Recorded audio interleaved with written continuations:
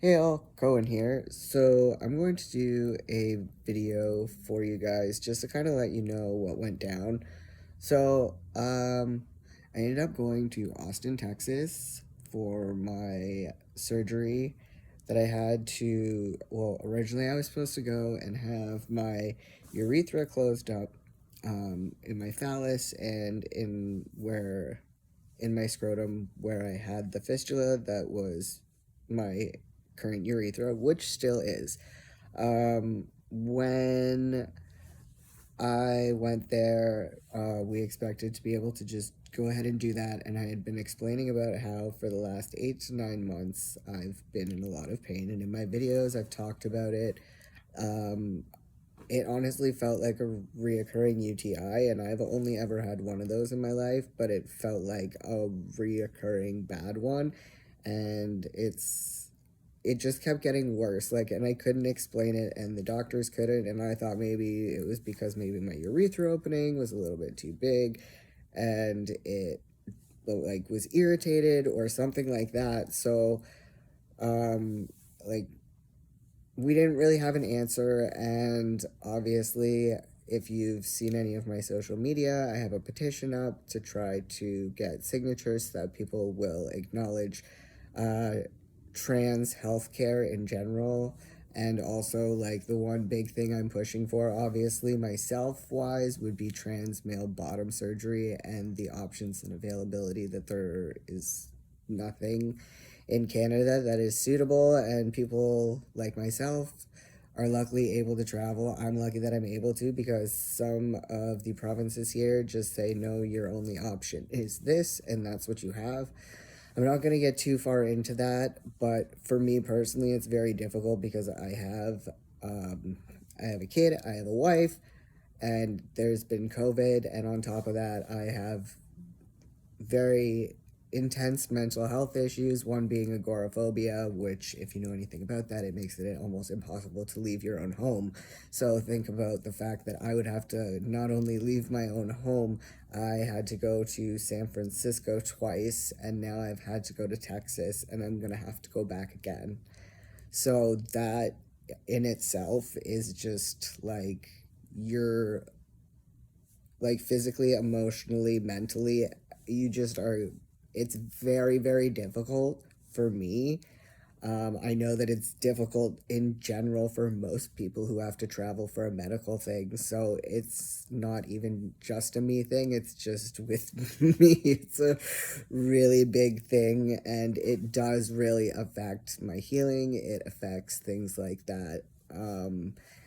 Mental health and post-op depression are very, very serious things, and it's not, oh, I regret things or stuff like that. It's just the positions that you're put into and not having like where I am, I live really close to Toronto, but like it's very hard for me to find somebody who I can go to and say, hey, does this look okay? Hey, does this look like it might need some antibiotics?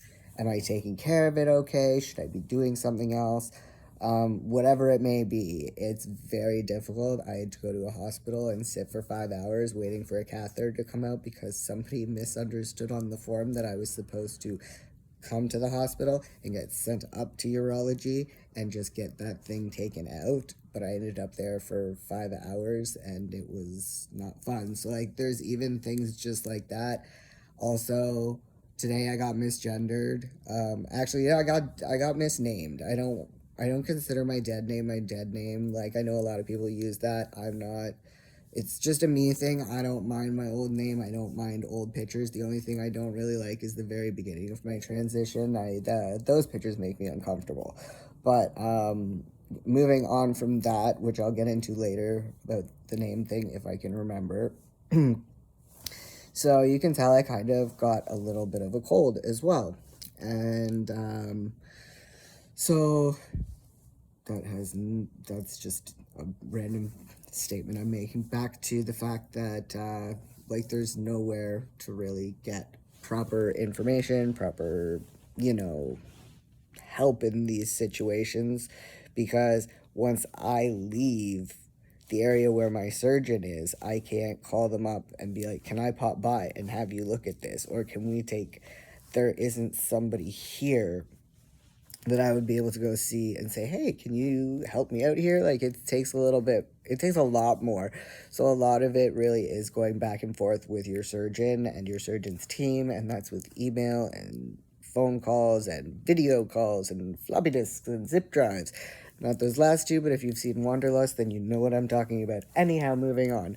So, it's a very huge thing. And I went there, and like I said, we had no idea why I was having all this pain and why it was intensifying, and it was honestly like an 8 out of 10 to a 9 out of 10. Sometimes it would be worse, but it was one of those where like it kept on getting to a point where it was like every single day, and the only thing I could do was sit on ice every single day. I was in tears. I was mentally, physically just like losing my mind. And like, I'm going to be honest because that's what I'm here for. While I was waiting to go into surgery, I was in pain. I did bring an ice pack with me that I was sitting on in the hospital. Like, I brought ice packs with me. I had to get pulled aside at the airport and asked like, what are these for? And I'm like, they're ice packs because I have to have surgery, and at this point in time I'm uncomfortable, so I need them. And they had to scan them with the rolly thing, and like, that's fine, but it was just kind of funny that like it was that kind of was the questionable part. Anyways, back to that. So like, it's listed in my medical chart. I read my medical charts because I got them transferred to myself so I could go over everything myself. And it literally says in the medical chart that when Dr. Crane came in, patient was hunched over their own knees with their chest over their knees, like in tears, in pain, crying, like.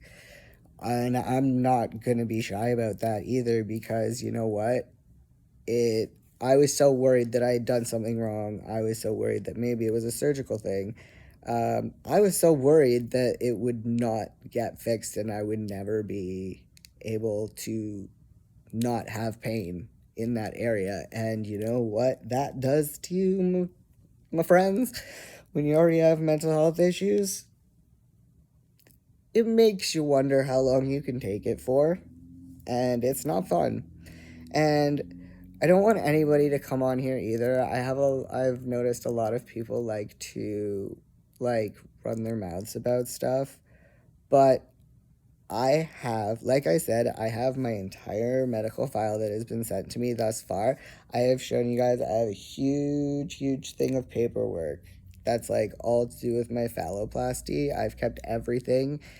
Even like all my consults that I've had with other surgeons and stuff like that, like I have that in folders. So it's one of those things where like I'm fully aware, and I'm not going to sit here and say like, oh, I didn't know this would happen, or I didn't know this could, or like, no, like you have to be fully prepared to understand that anything could happen.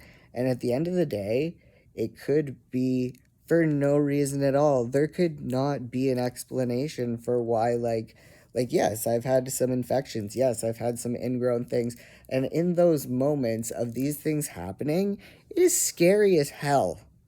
And to be able to come on here and to talk about it, and to talk about it with other people that I have, has been helpful. And the best thing that has been helpful is that the people I'm speaking with are not being judgmental.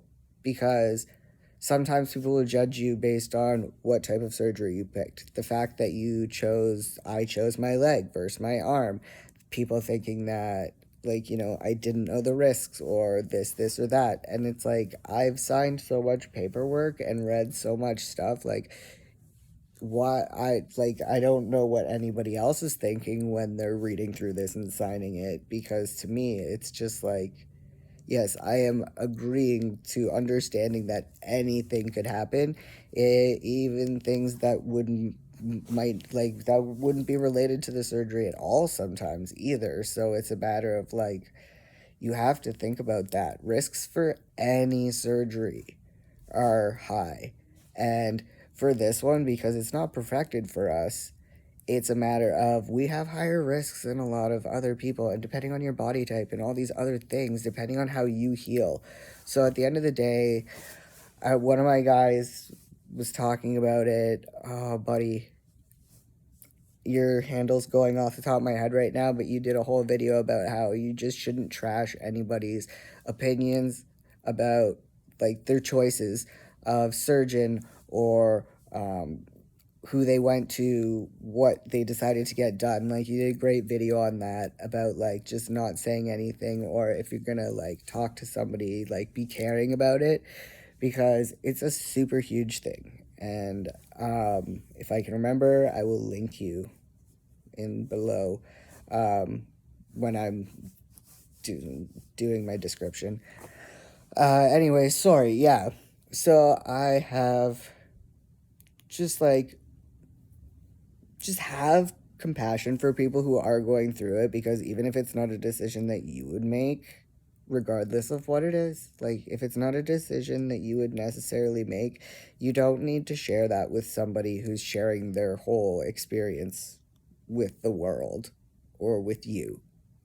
But yeah, so I was sitting there in pain, and then we were talking, and we said, like, as long as there's no big issue, like, we'd go ahead with the surgery, closing it up, and they were going to add a little bit more graft as well when they were closing it up. So I was expecting that. And they also were going to do liposuction, and I was expecting that.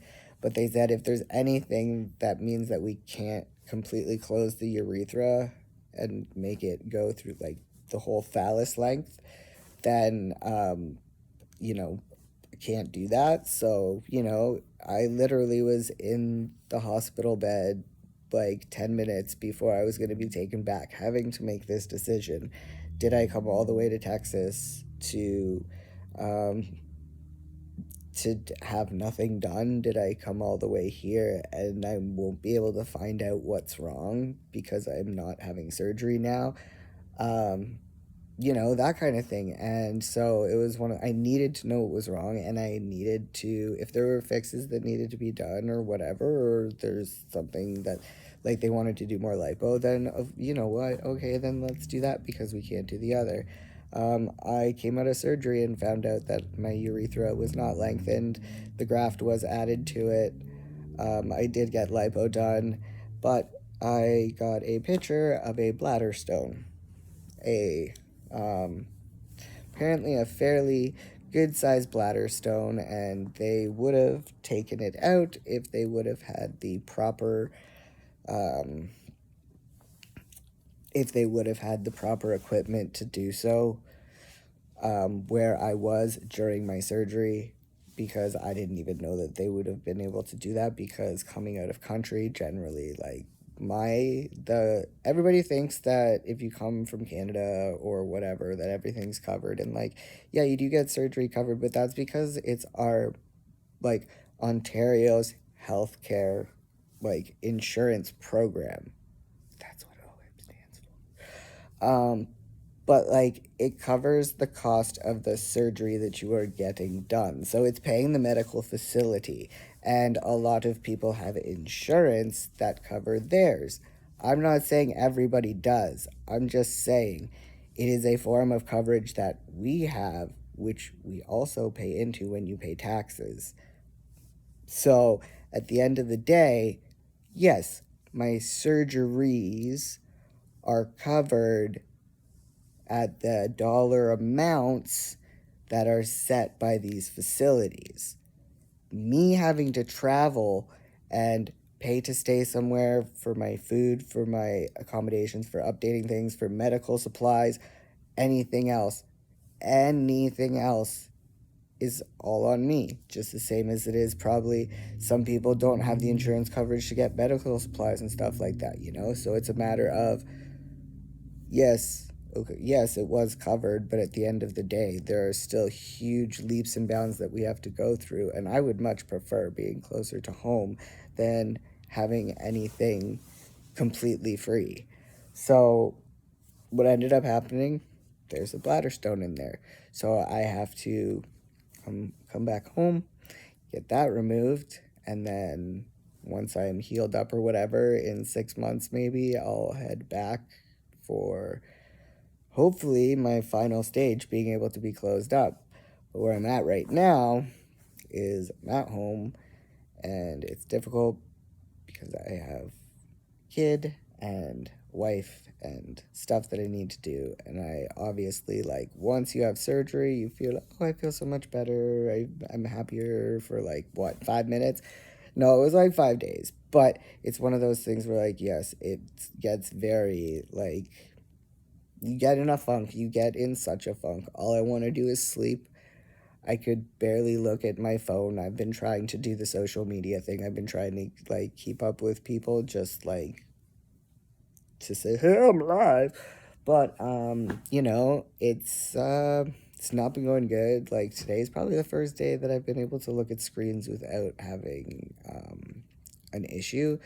The other thing, too, is, like, if I take too much of the pain medications that I have, which, yes, I do have some left over, and they always say to take them when you're supposed to take them, but when they give you migraines at the same time, you're not going to take them when you're supposed to take them all the time. So I do have, like, two left that are for, like, emergency, but I've been finding that pain meds give me migraines, so that doesn't help with anything. Um, so what's been happening is everything looked okay. Everything was okay. And the area of, like, this is pretty much just me repeating my last surgery video. So, like, if you do want to know about, like, all the nitty gritty, like, I feel as if I know that um, I have an infection on the grafts that were put on the underside of my phallus. I'm aware of this. I went to the doctor's today, got that swabbed, waiting for the results for that. I had it cleaned and rewrapped, and I am speaking with somebody, wound care nurse, tomorrow morning. I for the bladder stone that everybody's probably known about now because I've put it on social media. I shared the picture. I turned it around and said, "Look, this is my baby." I hate it. It's not a baby. I would never say that about a baby. Either way, sorry. So back to that. November 3rd is supposed to be my appointment to go get an ultrasound, which luckily is at a place that's like 10 minutes from my house, and so it's not too far. So they'll do that. So they're going to do bladder, kidney, and gallbladder, I believe. Yeah. Bladder, gallbladder, kidney. And I'm sure they're going to find the stone. And then they're going to have to pull it out. Well, not pull it out, but I'm going to have to get it taken out. I don't know how that will work. I won't know until I see a urologist, which I am waiting on a call for an appointment with urologist. I have been referred to one, but things are taking time, even though I did attempt to set up most of this before I left and before I came home, so that hopefully I wouldn't be in such a frazzled mental state and have a few things that I have to do this month that are very important, and it's kind of stressing me out. Well, this month's still October, but Tidor is next month, and I have a few things going on with that, so it's very frustrating. But I do know that I have some people that are awesome that are going to be able to help me out, and this will be great. I'm trying to stay positive, as you can tell. I told my wife the other day that I feel like I actually should have been a comedian. That's what I originally wanted to be. Wanted to be a comedian. Did want to act as well. Then I was told that that was not realistic career options. So then I decided to become a chef. Then I'm really good at it. I just lost my mind. Um, I guess I'm just gonna make fun of it. I know that some other people will be like, "Don't say that. You lose your mind. That's not funny." Well, you know what? I feel like I have, and not working in like 8 years or so, 7, 8 years. It's one of those things where I've been going through all these things, and then I've been going through all these transition things, and my transition doesn't really bother me, but at the end of the day, like, this is the most challenging thing I've ever gone through in my life, and it's it's not fun. It's not fun. I'm grateful that I'm doing this, but it's so hard. It is so difficult.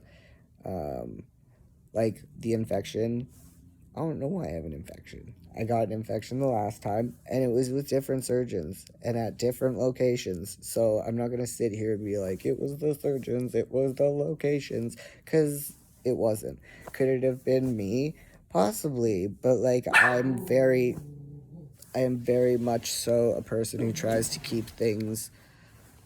I try to follow everything to a T. And so, you know what? It could be anything. Ellie, can you stop? Sorry, that's my puppy. Um, but yeah, so where I'm at right now, that's where I'm at. Waiting to hear back on that infection. I am on antibiotics for it, so that's a good thing. Um, I just like I'm starting to come down from the, like, I feel like my world is just gonna fall on, like, the world's gonna fall on my head. But you know what? Everybody feels differently, everybody experiences things differently. I've not had a terrible go at things. I do know that. I know that things could be a lot worse. I know that there are things that I can't control. I know that there are things that are going to happen, things that are not going to happen. So, you know what? Sometimes you just have to hang in there and keep your head up. And I know that this video doesn't really have any, like, direct sense of course to it. It's kind of all over the place. But I feel that it's also important because this is what it's like when you go through something so life changing and so intense. Um, yeah, you really just, like, it takes you for one. It really does. And I understand why people don't want to share things. I understand why people are stealth. Sorry, the lighting's going in my home. Um, but, like, and I feel that way too. A lot of the times I wish it was like I didn't have any of these, like, I didn't have to do this. It's not fair. It's not, I have all those same thoughts. Sorry. I have all those same thoughts, and I'm not trying to be a downer about any of it either. I'm not trying to say, like, don't do it. That's not what I'm saying. And I'm not saying do it. I'm just saying what I'm saying because I'm doing it. So, hopefully it helps other people. Hopefully it gives insight to other people. Hopefully it does something. If not, then I got it out. So that helps me for the most part until I watch it and then kind of feel like, you silly bugger. Anyhow, I don't know if there's anything else I have to say. Thank you to everybody who has reached out. Thank you to everybody who has been kind. Thank you to everybody who is keeping up with me. And if I forget about anything or anyone or haven't mentioned something, I apologize. I I am living off of what my emails and my updates on certain things to do with important things. So bear with me if I'm not all here, bear with me if I'm not all there, because at one point I could be anywhere. Wow, that was lame. Anyway, anyways, I will chat at you all later. Peace.